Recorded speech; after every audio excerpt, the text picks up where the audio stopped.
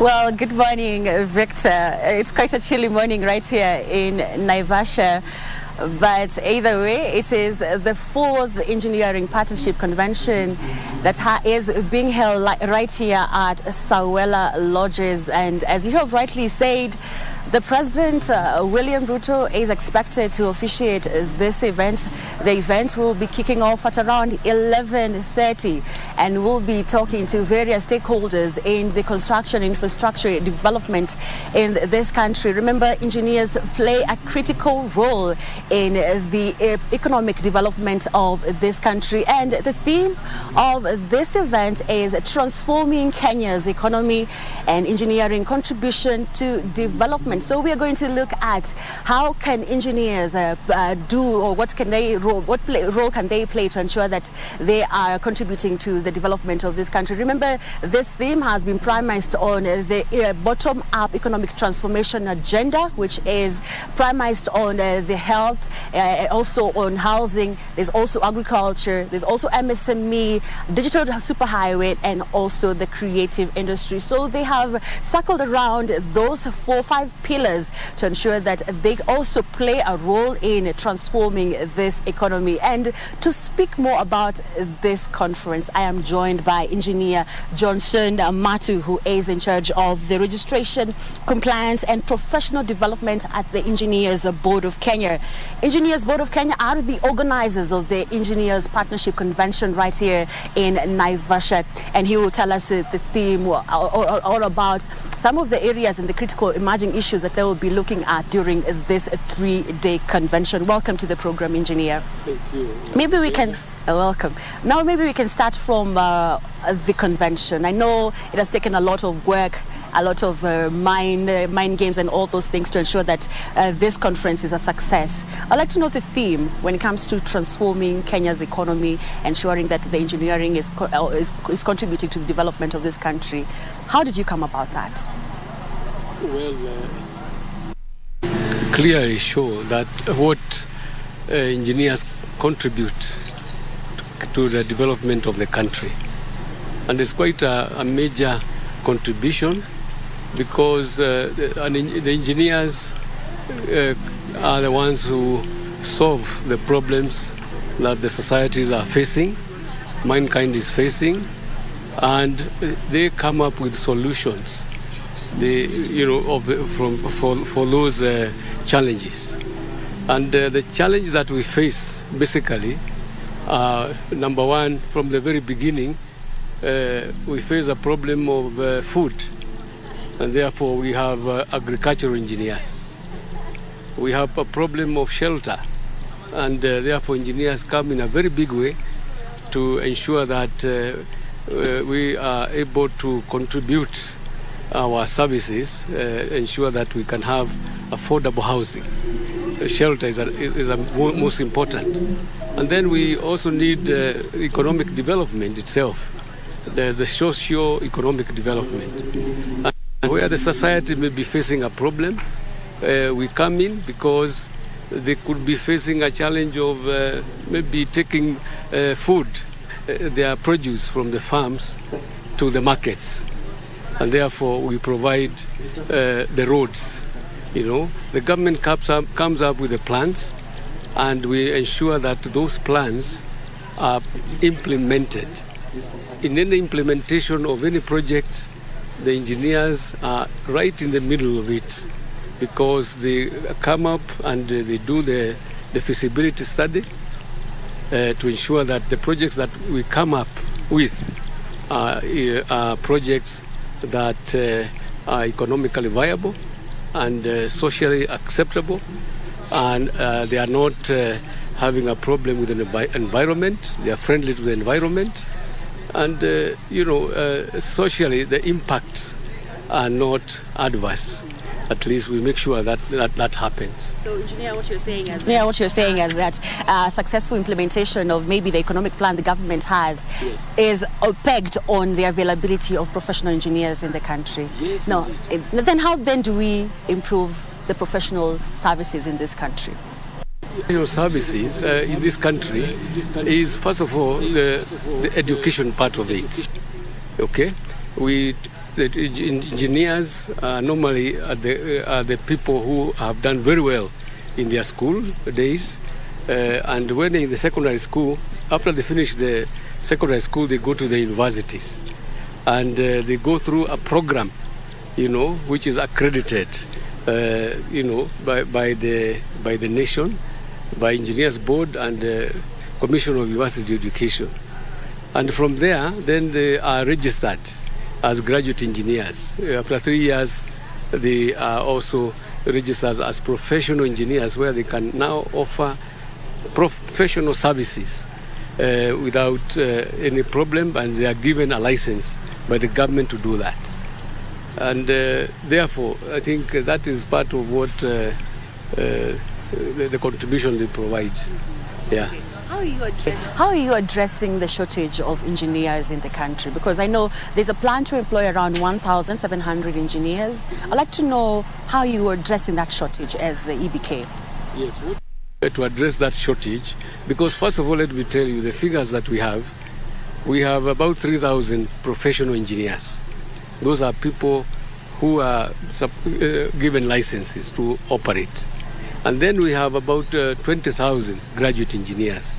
These are engineers who have come from the colleges and have not registered because they have not applied or are going to apply very soon. So we are encouraging them to apply so that now we can have many professional engineers, and when we have a critical mass, then we shall be able to say that we have adequate engineers in the country. But as long as they don't, then we have a problem. But what we are doing also is to encourage many agencies or companies who are consuming the engineering services to ensure that they take the graduate engineers through a certain training program, which we have come up with. We have people like the Isuzu, who you are seeing here. We have Kenha as an agency, Kura, Kera, agencies of government, and we have KPC. We have many others. They have a program where they train the engineers, and so we are encouraging them. We are also taking some internship graduates, and we take them through the internship program, which is a structured program. And that is one way of ensuring that we are getting more graduate engineers transitioning to the professional engineer level. And this is a way of creating maybe opportunities for these graduates. So once they are graduate, they are able to be absorbed into the market, right? Yes. The moment they go through the 3-year program, then when they are giving a license, they are able now to go to any company and be able to operate properly. Yes. Let's look at, I know there will be breakaway sessions, and I know they'll be focusing on 4 key areas. There's engineering and economic development, developing of engineering capabilities, which was just talked about, and also liberalizing professional engineering services in East Africa and also after. I'd like to know, when you say liberalizing of professional engineering services, what do you mean? Is to ensuring that our engineers have mobility. They can move from this country and they are able to work in Tanzania, within East Africa. They are able to work finally within the African region. You know, we have this FCTA, which is ensuring that we can do the intra-Africa trade together. So what we are doing is to prepare our engineers and ourselves now as Engineers Board of Kenya to ensure that our engineers are acceptable in any other country. And what we are doing now, we have a journey which we are calling our journey to the Washington Accord. That journey to Washington Accord is to ensure that at the end of the day that we are able to join the International Engineering Alliance, and that will help our engineers to be able to be globally accepted. They can work anywhere in the world, and this is the journey that we are going to go through, and we are hoping by maybe 2025 we should have achieved that feat. Okay. Okay, let's talk about the elephant in the room, collapse of buildings in the country. What are some of the loopholes that you as ABK can identify as that are leading to the collapse of buildings in the country?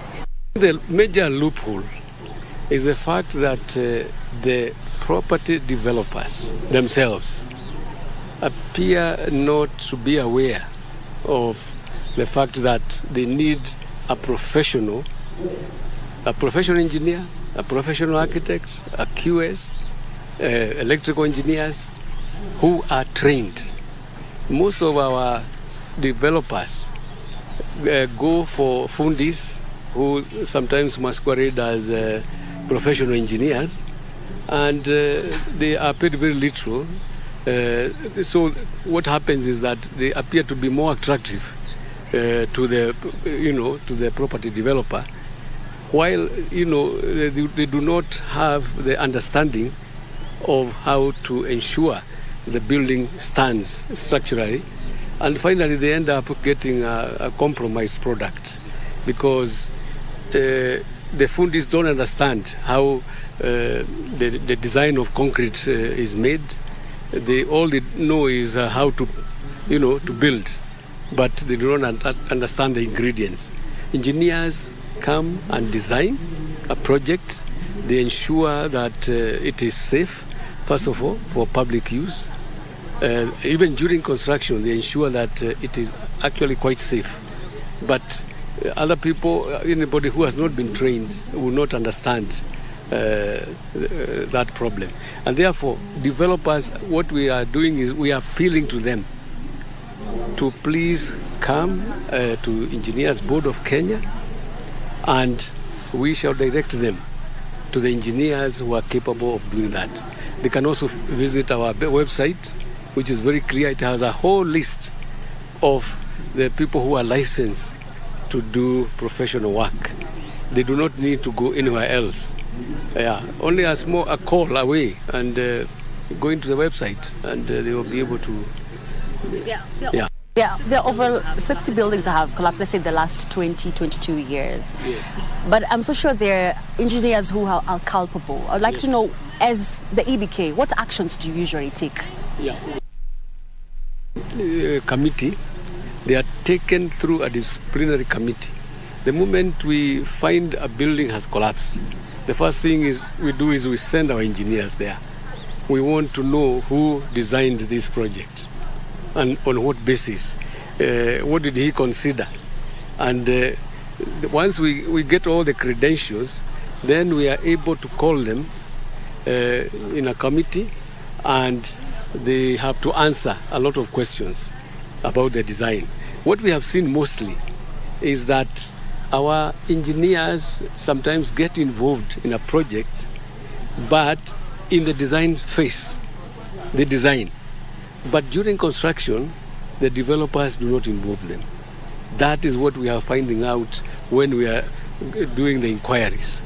And that is a very serious matter, because the developers even try to put extra floors which had not even been designed. And unfortunately, the name that appears in the development is the engineer who designed, but actually was not involved at all by the developer. That is a very common feature. But then those ones who have been involved, we have a disciplinary action taken against them. We go to an extent of deregistering them, suspending them for a period. And if it is very serious, then they can be deregistered completely. And finally, some of them are taken through the criminal justice system. Okay. The last couple of years, how many engineers have you deregistered? I think we have been found culpable. We have maybe about 6 by now. Some in Mombasa, some who have done work in Kiambu, and others in Nairobi. Requires a multi-sectoral approach to curtail this collapse of buildings. I'd like to know whether you're working with other authorities and organizations to ensure that this collapse of buildings is curtailed. We are collaborating with the National Construction Authority, number one, whose mandate is to regulate contractors. And then we are also working with the BORACs. BORACs are the Association of the Architects and Quantity Surveyors. And then ourselves. And then on top of that, there is the National Building Institute, who we are collaborating with. And now, recently, we have also started working with the counties, because the counties are still responsible for approving development projects at their level. But also, we have a weakness there, a big weakness, in that most counties do not have professional engineers. They have not been able to employ professional engineers. But we are telling them they can approach us, and we can find a way of ensuring that we can give them that service, because we have engineers who are in the counties operating as consultants, and they can provide that service. Yes. Okay. Maybe as we come to a close, we can talk about how you are incorporating the county and the national government to ensure that they employ professional engineers. Because I know Kiambu and Nairobi the cases of collapsed buildings are mostly in those two areas. Yes. I'd like to know how you're working with the county governments. Yes. Okay. What we have done is to ensure that we approach the Council of Governors so that they can understand at that level. And we have also been going to their, wherever they're congregating, we're ensuring that they give us a space to talk to them. And then we also have had to visit, we have visited about 7 counties and looked at what is going on within the county, looked at the buildings which have been condemned already, and have gone to see the governor or the department that handles the approvals within the county. And we have pointed out areas that they need to improve. And one of them, of course, is employment of professional engineers. Yes, because I know some of them have employed graduate engineers, but they do not have the capacity, neither the experience to be able to handle that. Yeah, engineer. Yeah, we are coming back to you. We have not yet done. We'll take a short commercial break, then we'll continue with the conversation about the emerging issues in the engineering world, and also what to expect in the 3-day convention right here in Naivasha. Thank you.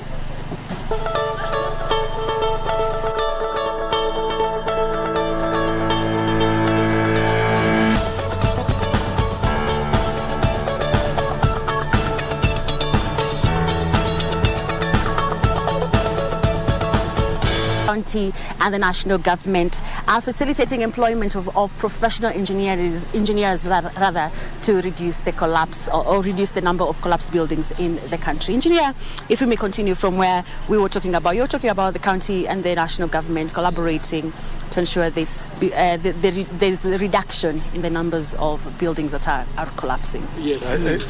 Yeah. Let's pick up now from. Is there enough budget? Enough budget, maybe, to employ professional engineers as EBK?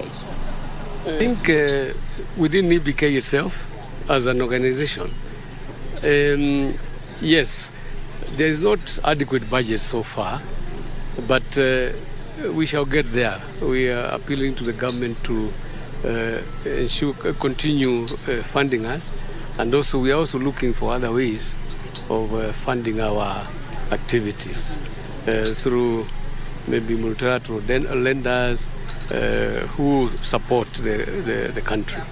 So I believe we shall get there. Okay. Yes. Now looking at the 4 pillars, let's talk about the pillars or about the convention. Yeah. Engineering and economic development. Yeah. Maybe elaborate more on that as we come now to developing engineering capabilities. Yes, engineering and economic development being one of the pillars of this convention. There we shall be talking about digital transformation and also the opportunities for engineering services. That is something that is going to come out here. And we even have foreigners who have come outside from, we have the Tanzanian delegation, We shall have the Ugandan delegation. We have people even from Malaysia and other countries who are coming, and we need to have a conversation with them.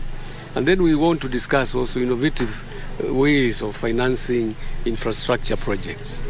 It will feature under that particular pillar. And then we have also agricultural transformation and the inclusive growth. That is very critical even to what the government is trying to do, and therefore it must feature here, because the government is focused on ensuring that there is a food security. And then we have accessing adequate housing. The issue of the affordable housing will feature in this convention. And then we have the development of the engineering capabilities. In there, we have the supply and demand of engineers, the question you had asked before, and that will be discussed in details. And the role of universities in acceding to the Washington Accord. Because, as I said, we want to accede to ensure that all our engineering programs, even at the university, are accepted internationally. When we become an engineer here, you can go anywhere and be able to do their work there. And then we have the engineering research and the academia themselves. Very, very critical issues, because academia are the ones who are training our engineers. If they don't train them properly, then we shall have engineers who are below par. And then we have the liberalizing professional engineering services in the East African community and AFCTA. In there, we are going to discuss the performance continentally in the implementation of that agenda 2063 by AU. So that is one of them.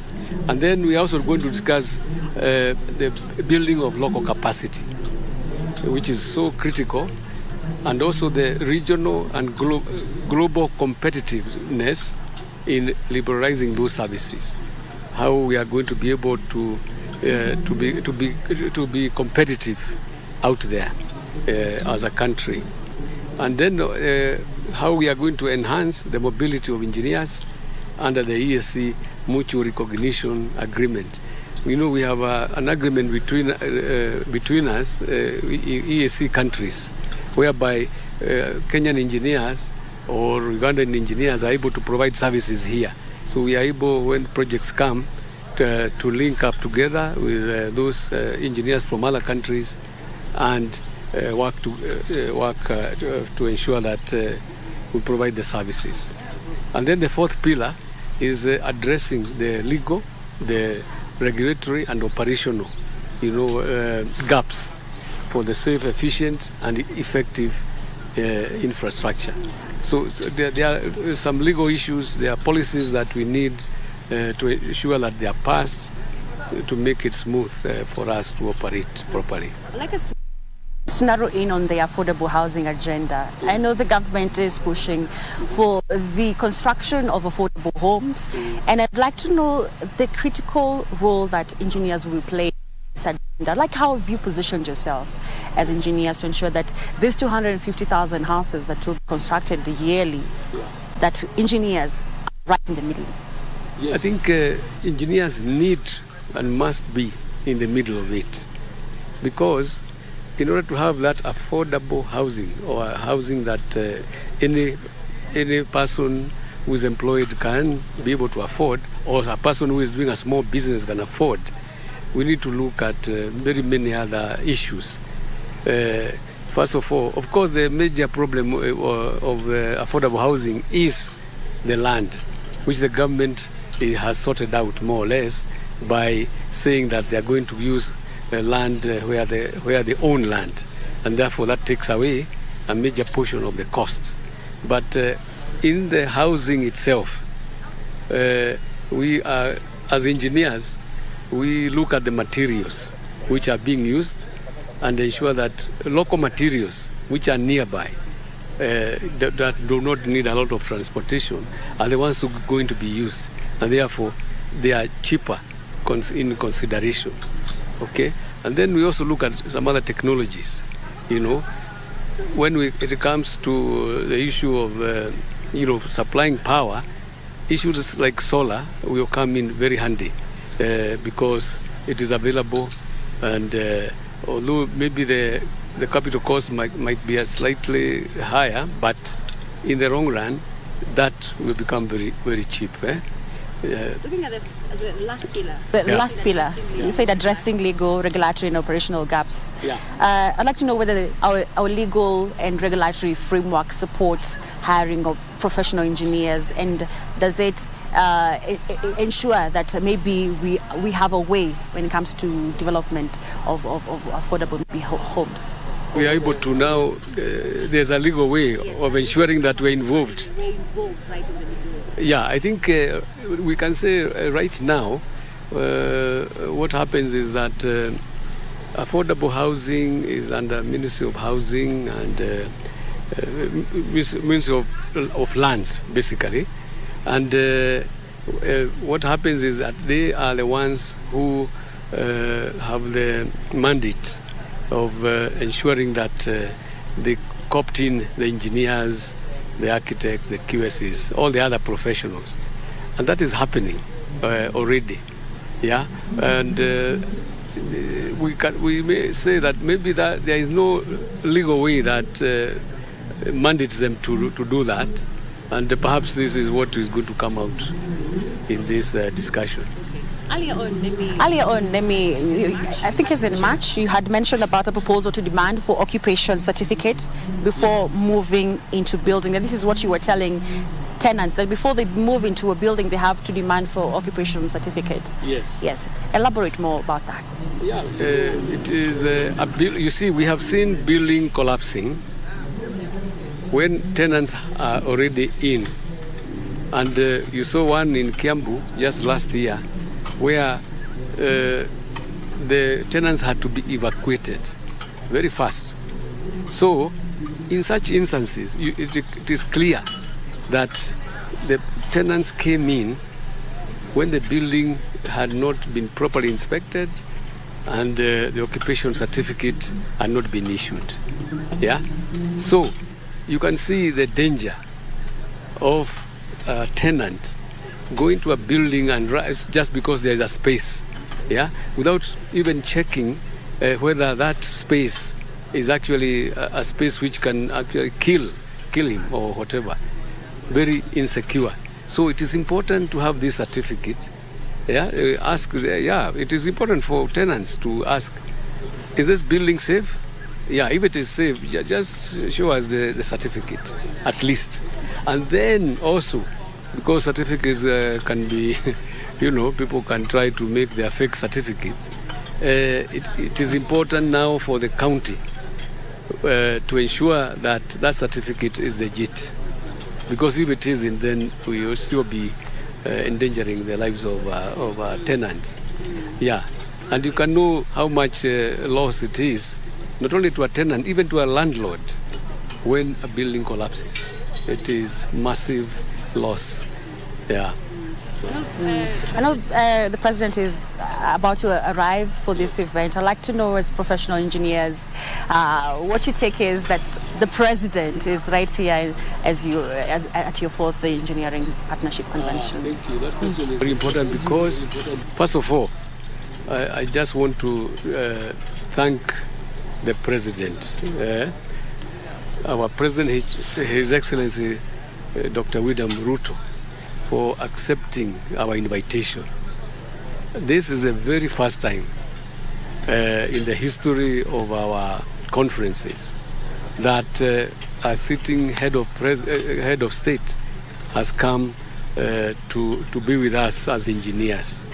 It is the very first time, and therefore we are delighted, we are excited, and we believe that it is a show that he has recognized that the engineer has a place, a big role to play in the society.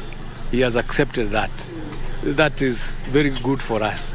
And therefore, what I'm asking is that our engineers who have not arrived at this hour, please hurry up and come and listen to our president and show support by being here. We're expecting about 2,000 delegates. Quite a number on the virtual, but over 1,000 will be here physically. Therefore, do not be left behind. Just ensure that you are here. Even if you want to come today and go back, just come, be with us and show support to the EPC, for the EPC. Thank you, Engineer Dr. Johnson Matu.